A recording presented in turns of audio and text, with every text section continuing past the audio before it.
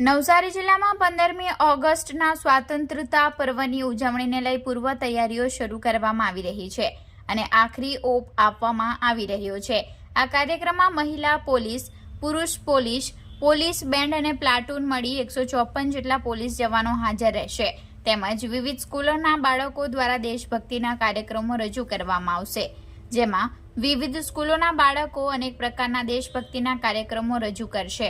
ત્યારે આ કાર્યક્રમની રૂપરેખાને અનુરૂપ ચાલી રહેલી તૈયારીઓનું નવસારી જિલ્લા વિકાસ અધિકારી પુષ્પલતા, નવસારી જિલ્લા પોલીસ અધિક્ષક સુશીલ અગ્રવાલ, નાયબ પોલીસ અધિક્ષક સંજય રાય, શિક્ષણ અધિકારી જયેશ ચૌધરી તથા શિક્ષકોએ હાજર રહી બારીકાઈથી નિરીક્ષણ કર્યું હતું।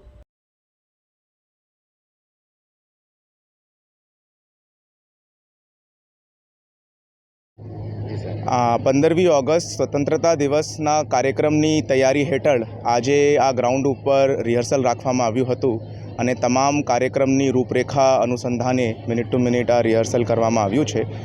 તમામ કાર્યક્રમનું મુઆયનો કરવામાં આવ્યું છે અને વ્યવસ્થિત રીતે બધી તૈયારીઓની રૂપરેખા તૈયાર થઈ જાય તે બાબતનું આજે આ રાબતા મુજબ આ રિહર્સલનું કાર્યક્રમ કરવામાં આવ્યું છે।